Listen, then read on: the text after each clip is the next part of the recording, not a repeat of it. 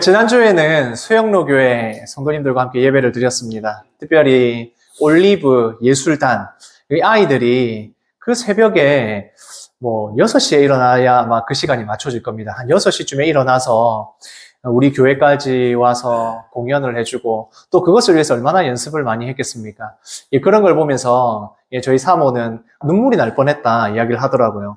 이 아이들이 준비를 해서 우리 교회까지 와서 이 일을 하기 위해서 얼마나 많이 노력을 하고 시간을 들이고 했을까. 이렇게 교회에 와서 봉사하고 섬기는 모습을 보니까 참 그 모습이 감격스러웠습니다. 그것을 보면서 우리가 예수님을 사랑하는 것, 우리가 주의 말씀을 듣고 살아간다는 것은 어떻게 보면 섬길 줄 알고 헌신할 줄 알아야 한다. 그리고 그것을 위해서는 내가 있는 자리에서 다른 사람들을 위해서 섬겨줄 수 있는 그런 모습이 반드시 필요합니다. 그뿐만이 아니라 우리 수영로교회 성도님들이 멀리까지 오셔서 식사도 준비해 주시고 교회에도 섬겨주시고 하는 그것이 작은 수고가 아니다는 걸 알게 됩니다. 우리 영대교회 성도님들도 그것을 통해서 아마 우리가 받은 사랑을 우리가 있는 곳에서 전하는 이런 사명을 잘 감당해야겠다. 아마 그렇게 생각을 하셨을 줄 믿습니다. 예수님께서 오늘 말씀을 보면 새 계명을 너희에게 준다라고 하십니다. 새 계명을 우리에게 주시는 제자들에게 주시는데 그 계명이 무엇이냐? 서로 사랑하라는 계명입니다. 그런데 사실 이 서로 사랑하라, 사랑에 대한 계명을 이미 하나님께서 십계명을 통해서 이 이스라엘 백성들에게, 하나님의 백성에게 주셨습니다.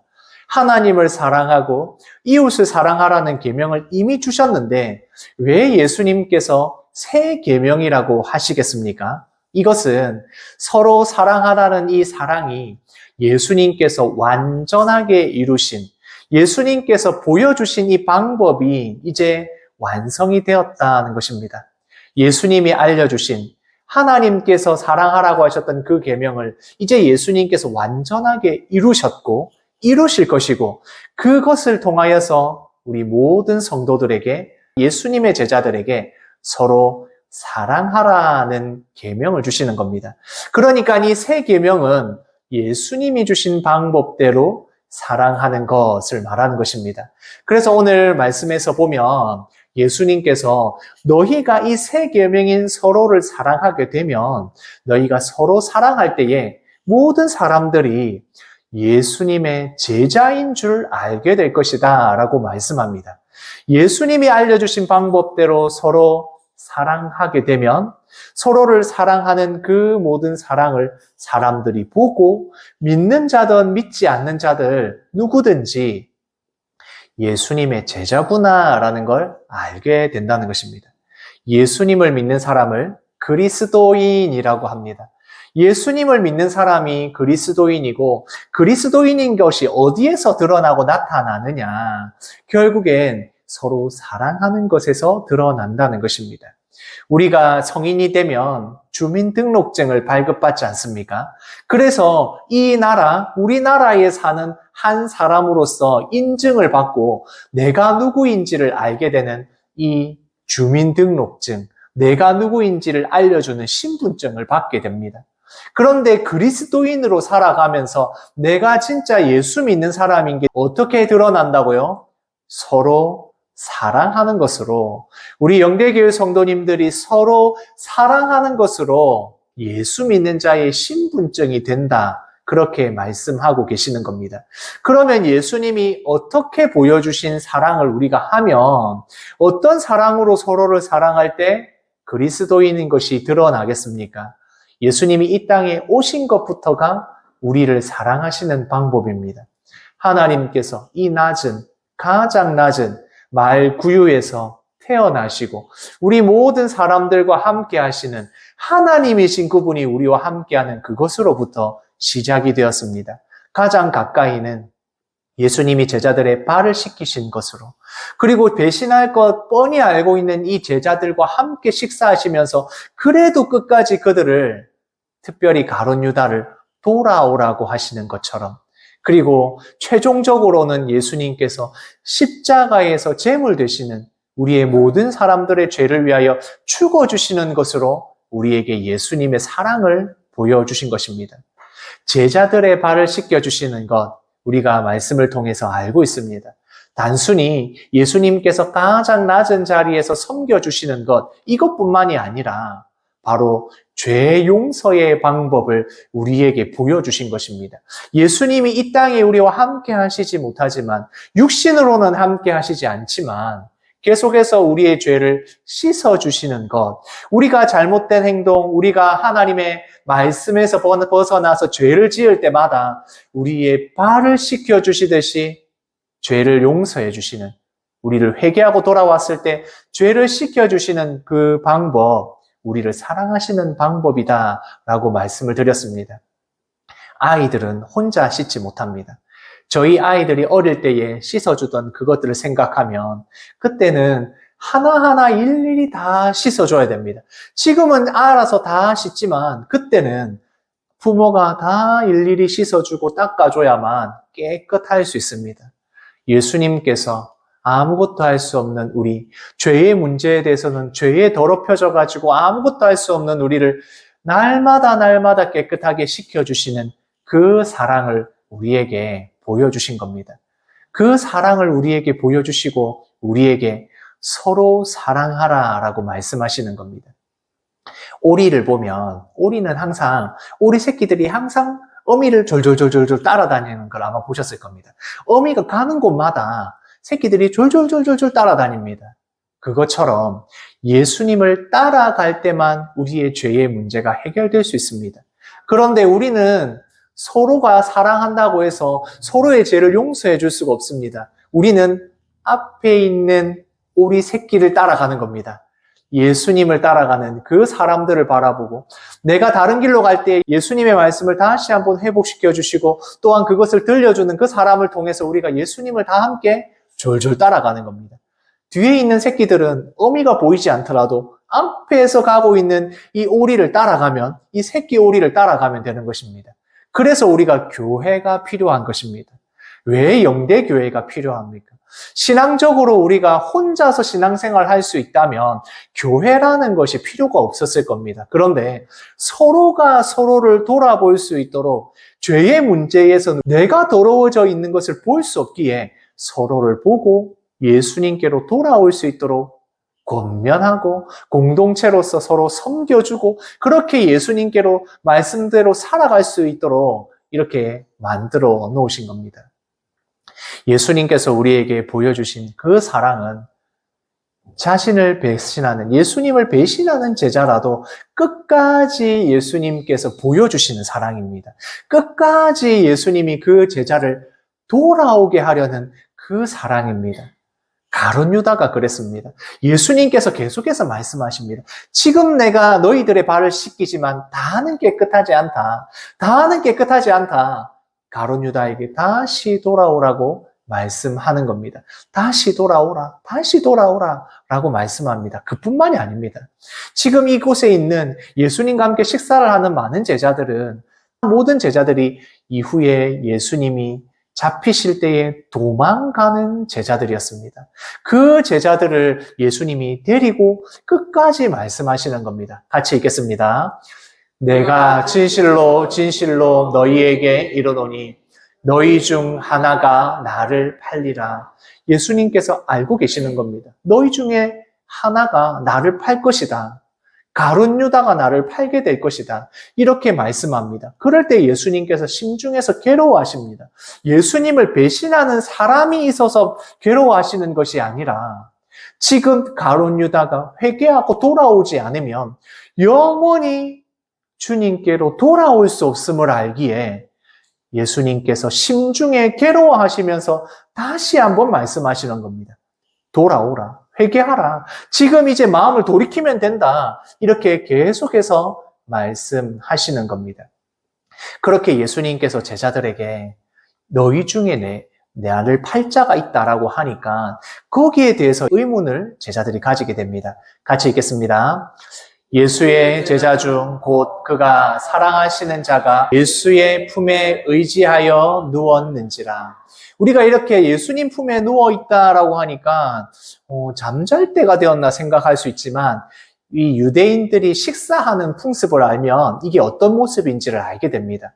그때 당시에 식사를 한다 하면 지금처럼 테이블이 있고 의자가 있어서 거기에 앉아서 식사를 하는 것이 아니라 바닥에 비스듬하게 누워서 식사를 하는 겁니다.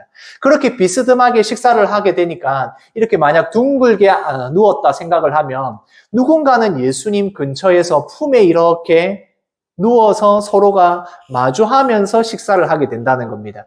그래서 그 중에 예수님이 사랑하시는 자 중에 한 명인 제자가 예수님 곁에서 식사를 하더라는 이야기입니다.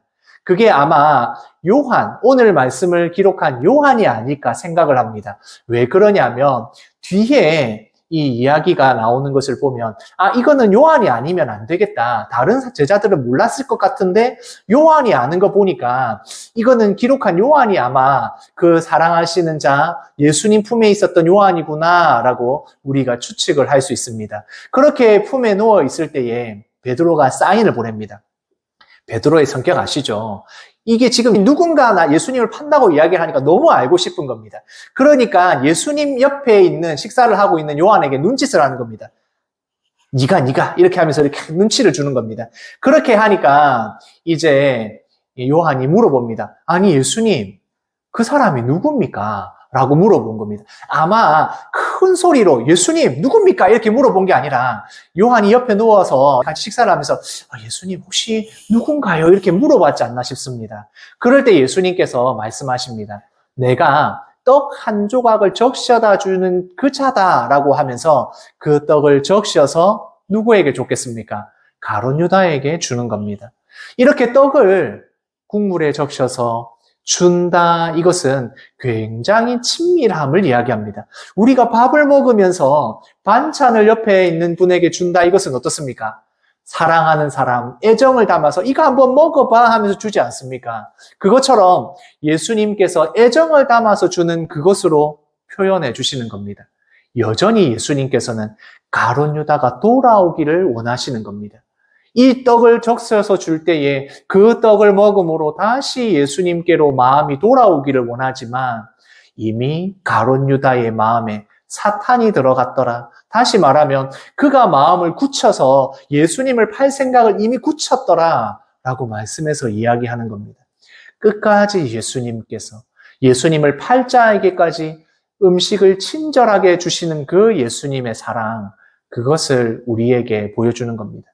그렇게 이야기하고 있는 가룟 유다나 아니면 예수님 옆에서 예수님 혹시 누굽니까? 라고 하는 요한이나 성격이 너무 급해서 야 빨리 알아봐 했던 베드로나 이 음식을 나누고 있는 모든 제자들은 결국에는 예수님을 떠납니다. 같이 읽겠습니다. 제자들이 다 예수를 버리고 도망하니라. 마태복음의 말씀에 보면 예수님이 잡히실 때에 다 도망했던 제자들, 그 제자들을 다 함께 식사를 하면서 지금 서로 사랑하라는 말씀을 주고 계신 겁니다. 베드로도 마찬가지입니다. 내가 예수님과 함께 하겠습니다. 내가 죽음을 불사하겠습니다. 그 베드로도 역시나 예수님을 부인하고 닭이 울기도 전에 예수님을 몇 번이나 3번이나 부인합니다. 하루가 지나기도 전에 예수님을 부인하던 그 베드로였다는 겁니다. 그런 자들을 향하여 예수님께서 말씀합니다. 같이 읽겠습니다. 작은 자들아. 여기서 작은 자들아 라는 말은 아이들아, 자녀들아 이런 말입니다. 사랑스럽게 부르는 말이 바로 작은 자들아 라고 부릅니다. 이 제자들이 가룟 유다를 비롯하여 베드로와 요한과 모든 제자들이 예수님을 떠나 예수님 앞에서 예수님을 배신하고 도망하고 예수님을 부인할 자들 앞에서 작은 자들아, 자녀들아, 나의 자녀들아 라고 심중히 괴로워하면서 예수님께서 부르시는 겁니다. 예수님께서 제자들에게, 믿는 자들에게 베풀어 주시는 사랑이 어떤 건지 알겠습니까? 사도 바울이 예수님을 만나기 전에 예수님을 믿는 자들을 어떻게든 잡아서 족쳐야겠다는 생각으로 다메섹으로 가게 됩니다. 이제 예루살렘에 있는 이 예수 믿는 사람들이 다 흩어져서 다메섹에 많이 있다는 이야기를 듣고 바울은 그때는 사울이죠. 사울은 그 사람들, 예수 믿는 자들을 잡기 위해서 다메섹까지 가는 열심을 가진 겁니다. 그렇게 예수 믿는 사람들을 잡으러 가는 그 길에서 예수님을 만나게 됩니다. 그렇게 예수님을 만나게 돼서 완전히 다른 삶을 살게 됩니다. 예수님을 만나고 이제는 예수님을 전하는 사람이 됩니다.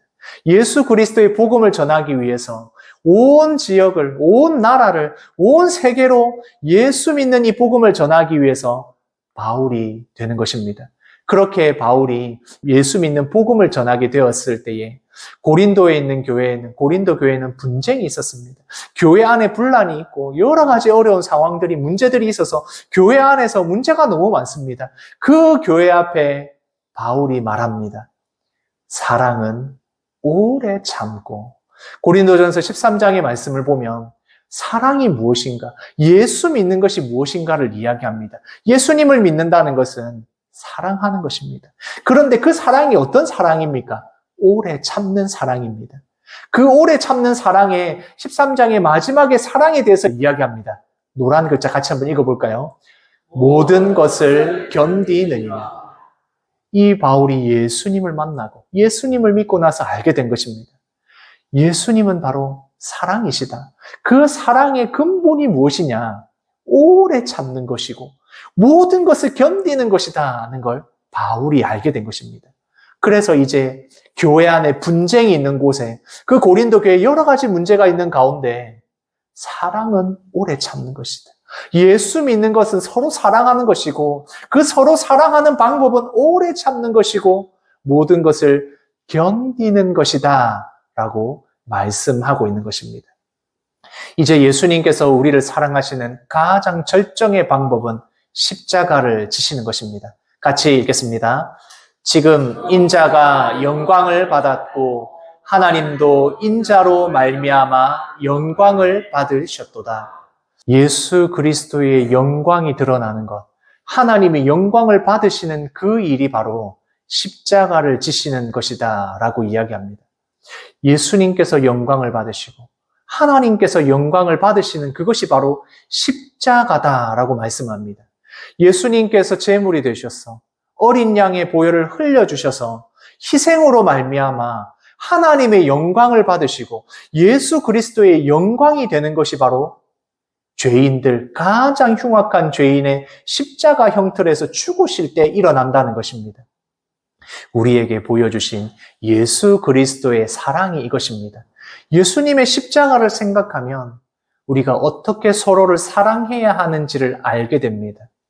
우리와 문제가 있는 사람들과의 모든 관계에서 우리가 어떻게 서로 사랑해야 할지를 깨닫게 됩니다. 예수님의 십자가를 생각할 때에 사랑하지 못할 자가 없고 섬겨주지 못할 자가 없고 우리가 위로하지 못할 자가 없다는 것을 알게 되는 것입니다. 이렇게 말씀하시면서 제자들에게 이야기하십니다. 같이 읽겠습니다. 내가 가는 곳에 내가 지금은 따라올 수 없다. 지금 제자들에게 내가 이제 가게 될 것이다. 유대인들에게도 이야기했고 많은 사람들에게도 이야기했지만 지금 내가 가는 곳에 너희가 따라올 수 없다. 지금 예수님이 가시는 길은 십자가의 길이고 십자가에서 죽으시러 가는 길입니다. 그러니 너희들은 내 제자들이지만 내 사랑하는 자들이지만 지금 따라올 수 없다라고 이야기합니다. 그러니까 베드로가 아니 주님 어디로 가시기에 우리가 따라갈 수 없다고 말씀하십니까? 우리 어디라도 갈 수 있습니다 라고 이야기하는 겁니다. 그러니까 예수님께서 그래 지금은 아니지만 후에는 따라올 수 있을 거야. 이후에는 예수님이 십자가를 지신 후에 부활 승천하셔서 제자들을 만나십니다. 그리고 제자들에게 사명을 주십니다.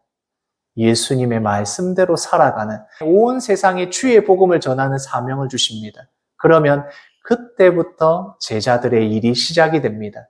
예수님이 십자가 지신 것처럼 제자들도 주의 일을 서로 사랑하고 사랑을 전하는 그 일을 이후에는 하게 될 것이다 라고 말씀합니다. 베드로는 참 성격이 급합니다. 같이 읽겠습니다. 내가 지금은 어찌하여 따라갈 수 없나이까? 주를 위하여 내 목숨을 버리겠나이다. 베드로는 지금 진심입니다. 내가 왜 예수님을 못 따라갑니까? 내가 예수님을 얼마나 사랑하는데요. 내 목숨을 버려서라도 내가 예수님을 따라갈 겁니다. 라고 이야기합니다. 베드로가 하는 말은 거짓이 아닙니다. 진짜 그렇게 생각을 합니다. 베드로는 그럴 의지와 생각과 마음을 가지고 있습니다. 그러나 그 마음과 그 생각은 위기를 만났을 때, 상황에 닥쳤을 때 꺾이는 것을 보게 됩니다. 그래서 예수님께서 이야기하십니다. 다 울기 전에 네가 3번이나 나를 부인할 것이다. 하룻밤이 다 지나기도 전에, 그 다음 날이 되기도 전에 너는 나를 3번이나 부인할 것이다. 이야기합니다. 이 말은 무슨 말입니까? 베드로가 주님을 너무 사랑하고 주님을 위해서 목숨을 버릴 생각과 마음이 있다고 해도 그 상황이 부딪히면 꺾일 것이다. 너는 나를 부인하게 될 거야. 너의 마음과 네 의지와 네 생각으로는 할 수 없다라고 분명하게 말씀하는 겁니다. 사실 우리가 베드로와 가룟 유다를 비교했을 때 실상 그렇게 다르지 않습니다. 물론 그 상황이 가룟 유다는 예수님을 배신해서 예수님을 팔았으니까 더 죄가 크고 베드로는 그냥 예수님을 부인한 정도니까 작다라고 생각할 수 있지만 중심을 보시는 예수님 앞에서 중심을 보시는 하나님 앞에서 별반 다르지 않습니다. 가룟 유다나 베드로가 다르지 않습니다. 그러면 무엇이 달랐기에 가룟 유다와 베드로가 나중에 삶이 달라졌겠습니까? 물론 예수님께서 선택한 자, 선택하지 않은 자의 문제 그렇게 생각을 할 수 있습니다. 그러나 우리 입장에서 우리 믿는 자들의 입장에서 봤을 때 우리의 입장에서 봤을 때 베드로와 가룟 유다의 차이가 분명히 보입니다. 주님을 사랑하는 자, 주님을 끝까지 사랑하는 마음이 있었을 때 상황에, 위기에, 어려움이 있어서 잠시 마음이 떠나고 주님을 부인하고 주님을 떠나서 도망하는 일이 있다 할지라도 주를 사랑하는 그 마음이 있을 때는 후회는 따라오게 된다는 것입니다. 주를 위하여 내 목숨을 버리겠습니다 하는 그 의지의 마음이 아니라 주를 사랑하는 그 마음이 있었을 때 돌이키고 회복할 수 있는 기회가 여전히 있더라는 것입니다. 차이는 여기서 나옵니다. 예수님을 끝까지 사랑하고 믿는 자에게 회개하고 돌아올 기회가 있었다. 내 힘과 능력과 의지가 아니라 주께서 주시는 힘과 능력으로 감당할 수 있는 것입니다. 우리는 믿는 자로서 살아가며 그리스도인으로 서로 사랑하라는 이 말씀을 우리가 오늘부터 한 주간 열심히 지키려고 아마 생각하고 계실 겁니다. 나와 관계가 좋지 않은 사람들, 나와의 이웃과 여러 가지 문제가 있는 사람들 가운데서도 내가 주의 사랑을 전해야지. 그런데 얼굴만 보기만 하면 그 마음이 싹 사라지고 아유 내가 저런 사람은 어떻게 같이 일을 하고 말을 해. 그런 마음이 들 때 분명히 있습니다. 베드로의 마음이 어땠겠습니까? 내가 주님을 죽더라도 쫓아가겠습니까? 따라가겠습니다 했을 때 그 의지는 분명한 것입니다. 그러나 그 마음이 꺾이고 예수님을 배신하게 되고 부인하게 되고 예수님을 버리고 도망하게 된다 할지라도 그 실패와 좌절을 넘어서서 다시 예수님께서 발을 씻겨주실 때에 회개하고 돌아오는 자, 그런 자들에게 예수님께서 주시는 사랑이 우리를 통하여 드러나는 것입니다.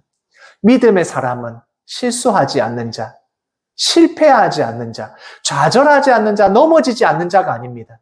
얼마든지 넘어질 수 있지만 다시 주께로 돌아오는 자, 이 모든 것을 하나님 앞에 주 앞에 회개하고 돌아와서 주 앞에 서는 자인 것입니다.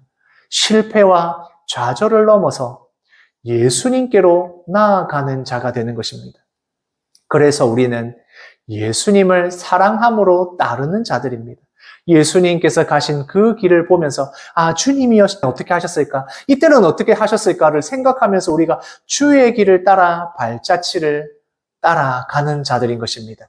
한 번씩 넘어질 때도 있고 돌부리에 넘어질 수도 있고 그렇지만 내가 주님을 따라가겠다는 그 마음을 가지고 있을 때 죄는 회개하고 넘어가는 것이고 내 죄의 문제를 해결해 주시는 주 앞에 우리가 계속해서 따라가는 것입니다. 내 힘으로 안 된다는 것 알고 서로가 도와주고 서로가 교회의 공동체와 이 신앙의 공동체를 통해서 서로 주님을 향하여 따라가는 삶, 그것을 우리에게 알려주십니다. 하나님의 사랑, 아가페는 원래는 별다른 의미가 없는 말이었습니다. 헬라어에서 이 말은 그냥 아무 의미 없는 사랑, 잘 사용하지 않는 단어의 아가페 사랑입니다.